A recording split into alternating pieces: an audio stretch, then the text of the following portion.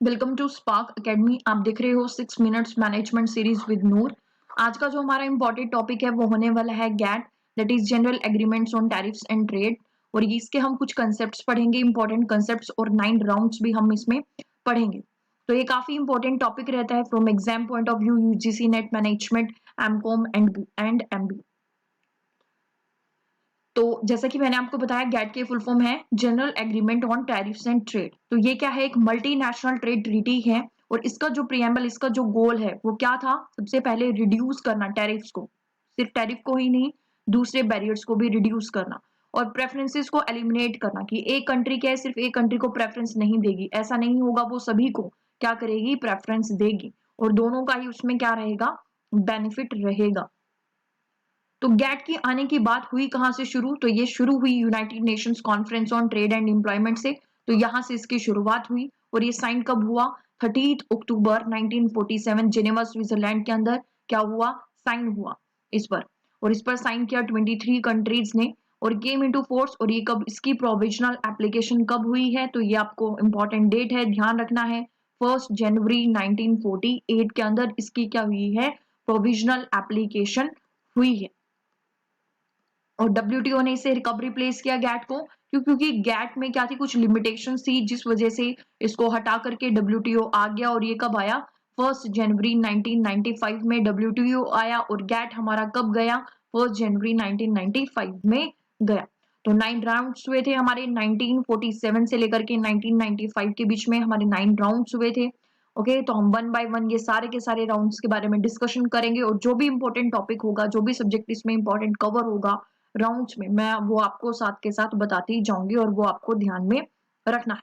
जो सबसे पहला हमारा इंपॉर्टेंट राउंड हुआ था वो कहाँ हुआ था? आपको याद रखना है, जिनेवा के अंदर हुआ था। कब हुआ था? अप्रैल 1947 में। तो ये जो जैसे कि साइन किया गया था 23 नेशंस ने, इंडिया भी इसके अंदर क्या था? शामिल था। और टैरिफ पर इस पर डिस्कशन हुआ था। उसके बाद एनएससी है, उसके बाद टॉकी के अंदर हुआ, जिनेवा के अंदर हुआ, डिलन के अंदर हुआ। तो ये 5 आपके क्या है? राउंड हुए थे 1960 तक।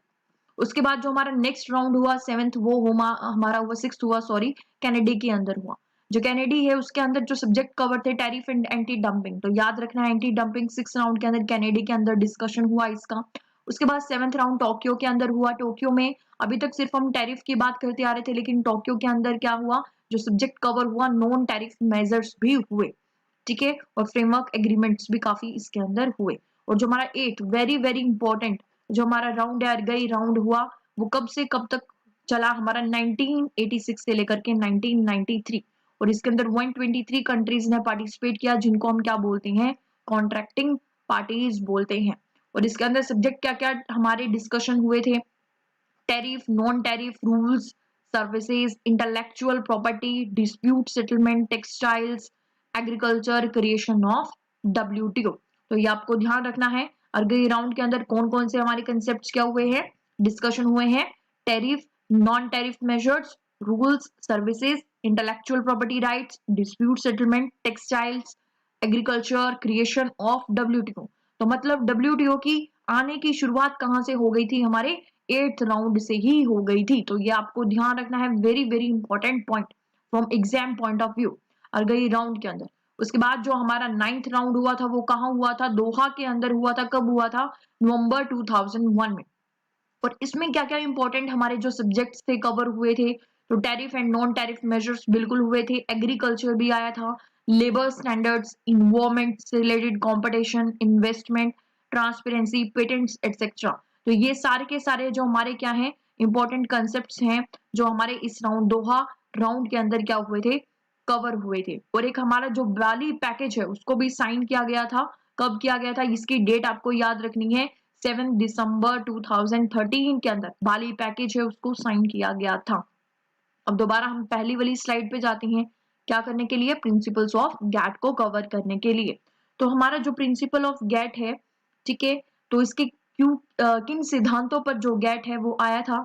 तो पहला क्या है? Most favoured nation treatment. ये आपको आर्टिकल 1 में भी दिख जाएगा, ठीक है, गैट के। तो उन्होंने क्या बोला कि भी जो हर एक पार्टी है वो क्या करेगी? सब, हर एक कॉन्ट्रैक्टिंग पार्टी है उसको हर एक दूसरी की सारी जितनी भी कॉन्ट्रैक्टिंग पार्टीज हैं उनको इक्वली क्या करना पड़ेगा? ट्रीट करना पड़ेगा। उसके बाद रेसिप्रोसिटी भी इसका क्या था, प्रिंसिपल था। रेसिप्रोसिटी का मतलब क्या है कि यहाँ पर जो हर एक जो पार्टी है उसके पास कुछ राइट्स भी हैं, ऑब्लिगेशंस भी हैं। मतलब क्या हुआ कि जो हर एक जो कॉन्ट्रैक्टिंग पार्टी है, ठीक है, उसका राइट है कि वो एक्सेस कर सकती है मार्केट को, दूसरी ट्रेडिंग पार्टी के पार्टनर्स की मार्केट को। बट ऑल्सो उसके ऊपर क्या है, एक ऑब्लिगेशन भी है कि उसको क्या करना पड़ेगा, जो ट्रेड कंसेशंस हैं, ठीक है, जो एमएफएन, जो हमारा एमएफएन है, that is most favoured Nations के, उसके प्रिंसिपल के साथ चलना पड़ेगा। ठीक है, तो यहाँ पर इसका रेसिप्रोसिटी भी क्या था, प्रिंसिपल था। उसके बाद आता है हमारे पास ट्रांसपेरेंसी। तो ट्रांसपेरेंसी भी क्या है कि भी जो हमारा इंपोर्ट प्रोटेक्शन को हार्मोनाइज करने के लिए भी किसकी रिक्वायरमेंट थी, हमारी ट्रांसपेरेंसी की। तो गैट का ये भी क्या है, एक प्रिंसिपल रहा कि वो कहते हैं कि भी आपको क्या करना है, लिमिटेड यूज करना है कोटास का। ठीक है, कुछ सिर्फ कुछ ही स्पेसिफिक सेक्टर्स को छोड़ करके, जैसे कि एग्रीकल्चर है उसको छोड़ करके। ठीक है, इसने क्या कर दिया था कि आपको क्या करना है, कम से कम यूज करना है। तो ट्रांसपेरेंसी काफी रखी गई गैट के प्रिंसिपल के अकॉर्डिंग। उसके बाद टैरिफ बाइंडिंग एंड रिडक्शन। ठीक है, तो कुछ रिडक्शन करनी पड़ेगी। नॉन डिस्क्रिमिनेशन भी इसका क्या था, एक बेसिस था कि हम क्या करेंगे भी, जितनी भी जो कंट्रीज हैं, ठीक है, आप इसको यहां से भी कर सकते हो कि मोस्ट फेवर्ड नेशन। ठीक है, बिल्कुल ऐसा ही है, नॉन डिस्क्रिमिनेशन, हमें सभी को क्या करना है, सभी पार्टीज को क्या करना है, इक्वल ट्रीट करना है इसके अंदर। ओके, नेशनल ट्रीटमेंट, और नेशनल ट्रीटमेंट की भी बात की गई कि नेशनल ट्रीटमेंट का मतलब क्या हुआ कि जो फॉरेन एंटिटीज हैं, जो फॉरेन एंटिटीज हैं उनको बिल्कुल सेम माना जाएगा जैसे डोमेस्टिक एंटिटीज होती हैं। मतलब जो अगर हम इंपोर्ट कर रहे हैं, तो जो इंपोर्ट करके हम जो भी सामान लेकर के आए हैं, बिल्कुल उसको वैसा ही मानेंगे जैसे कि वो हमने डोमेस्टिक में बनाया हो। तो ये प्रिंसिपल थे गैट के। तो इसमें से मोस्ट मोस्ट आपके जो इंपॉर्टेंट होते हैं, एक तो पहला मोस्ट फेवर्ड नेशन का कंसेप्ट आपको याद रखना है कि हर एक कॉन्ट्रैक्टिंग पार्टी क्या करेगी, सभी को इक्वल ट्रीट करेगी। दूसरा रेसिप्रोसिटी, कि हर एक कॉन्ट्रैक्टिंग पार्टी के क्या है, अगर कुछ राइट्स हैं किसी को मार्केट को एक्सेस करने के लिए, तो उसके पास कुछ ऑब्लिगेशंस भी हैं। उसके बाद ट्रांसपेरेंसी है, बिल्कुल ट्रांसपेरेंसी है। ओके, इंपोर्ट प्रोटेक्शन को हार्मोनाइज करने के लिए। और उसके बाद हमारा नेशनल ट्रीटमेंट, कि फॉरेन एंटिटी को बिल्कुल डोमेस्टिक एंटिटी की तरह ट्रीट किया जाएगा, जो इंपोर्ट्स हैं बिल्कुल उनको डोमेस्टिक प्रोडक्ट्स की तरह ही हमें क्या करना है, ट्रीट करना है। ये गैट के क्या थे, प्रिंसिपल से। उसके बाद आते हैं, हम बात करते हैं लिमिटेशंस की। जो हमारा गेट है वो लिमिटेशन से दूर नहीं रहा, जिसकी वजह से तो क्या हुआ कि जो इसको रिप्लेस करके किसको ले आए हम, WTO को ले आए, वर्ल्ड ट्रेड ऑर्गेनाइजेशन को ले आए। तो जो हमारा ये गेट था, इसको हमने साइन जब किया तो ये क्या था, एक ओनली ये प्रोविजनल एग्रीमेंट था। ठीक है, तो ये क्या था, एक प्रोविजनल एग्रीमेंट ही था और बनकर रह गया, इसको हम बिल्कुल अच्छे से स्ट्रिक्टली लागू नहीं कर पाए। उसके बाद हमारा क्या है, poultry gains to less developed countries. तो जो लेस डेवलप्ड कंट्रीज थी, ठीक है, वो उनको इतना बेनिफिट नहीं हो पा रहा था जितना कि इनको हो रहा था, जो डेवलप्ड कंट्रीज थी उनको बेनिफिट हो पा रहा था। और साथ में जो डोमेस्टिक पॉलिसीज हैं वो वॉलेशन में थी गैट के प्रोविजंस, क्योंकि वो चाहते थे कि भी नहीं भाई, जो डोमेस्टिक लेस डेवलप्ड कंट्रीज हैं कि भी हम कम इंपोर्ट करें, बट ऐसा नहीं कर पा रहे थे। क्यों? क्योंकि मोस्ट फेवर्ड का कंसेप्ट था और नेशनल ट्रीटमेंट का भी कंसेप्ट था। उसके बाद no benefits in competitive wise negotiation. तो यहाँ पर क्या था, क्या हुआ था कि जो देखो डेवलप्ड कंट्रीज हैं उनकी बार्गेनिंग पावर काफी अच्छी थी, तो वो इजिली बार्गेनिंग कर सकती थी। ठीक है, दूसरी जो नॉन डेवलपिंग कंट्रीज हैं, जो लेस डेवलपिंग कंट्रीज हैं उनके साथ, लेकिन जो लेस डेवलपमेंट कंट्रीज हैं वो इतना इजिली बेनिफिट नहीं उठा पा रही थी इसका, क्योंकि उनकी बार्गेनिंग पावर कम थी। तो मेनली जब वो एक्सपोर्ट कर रहे थे प्राइमरी प्रोडक्ट्स में, तो वो could not efficiently bargain with the developed country, तो they could not efficiently bargain. उसके बाद है formation of regional trading blocs. तो जो गेट है उसके अंदर आर्टिकल 26 के अंदर इन्होंने बोला कि ठीक है, आप क्या कर सकते हो, आप अलाउड है कि आपको अगर फ्री ट्रेड एरियाज बनाने हैं, कस्टम यूनियंस बनानी है, यू आर अलाउड।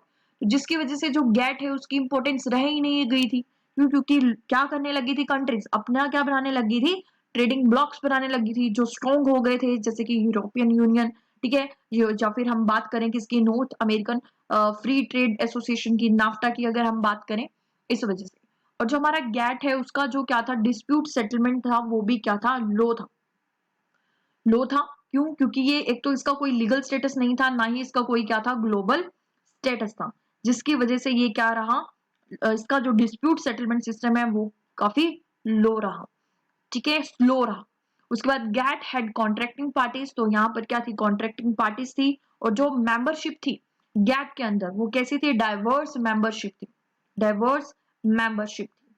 मतलब जो मेंबर कंट्रीज है गैट की, उनके डाइवर्स अपने पॉलिटिकल और इकोनॉमिक इंटरेस्ट अलग अलग थे, जिसकी वजह से अगर कोई भी डिसीजन लेना होता था तो बड़ा डिफिकल्ट होता था एक डिसीजन पर आना। वो डाइवर्स रहते थे, कोई इधर कोई इधर कोई इधर, तो एक डिसीजन हाँ ले ही नहीं पाते थे, ठीक है। तो ये क्या थे, लिमिटेशन थे गैट की, जिसकी वजह से क्या हुआ, गैट रिप्लेस हुआ और कौन आया, हमारा डब्ल्यूटीओ आया।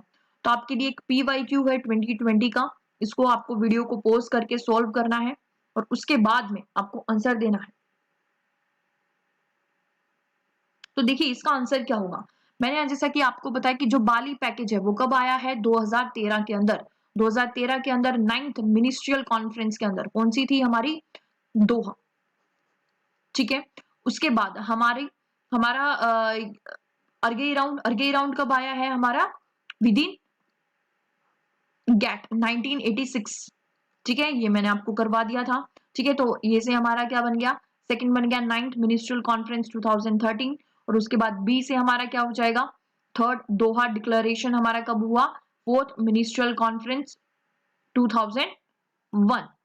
तो यहाँ पर मुझे कुछ लग रहा है, यहाँ पर गड़बड़ है, यहाँ पर फोर्थ नहीं आएगा, क्वेश्चन में ही मिस्टेक है, ठीक है। ये हमारा ये भी कब हुई थी, हमारी जो दोहा डिक्लेरेशन है वो 9 में हुई, 9th मिनिस्ट्रियल कॉन्फ्रेंस 2001, ठीक है। इसको आप करेक्शन कर लीजिएगा, मे बी पेपर में ऐसा था।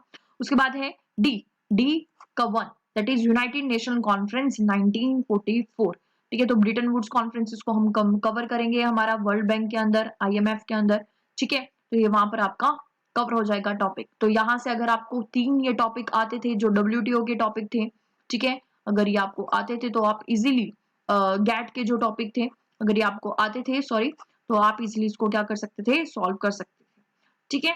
Okay, thank you so much. अगर आपको वीडियो पसंद आई है तो प्लीज लाइक कीजिए, सब्सक्राइब कीजिए और हमारे चैनल को शेयर कीजिए दूसरे अपने फ्रेंड्स के साथ। और अगर आपको इसमें कुछ भी लगता है कि इंप्रूवमेंट की रिक्वायरमेंट है, प्लीज हमें कमेंट सेक्शन बॉक्स में बताइए, ताकि हम ऐसे ही मोटिवेट होते रहें। लाइक जरूर कीजिएगा। Thank you.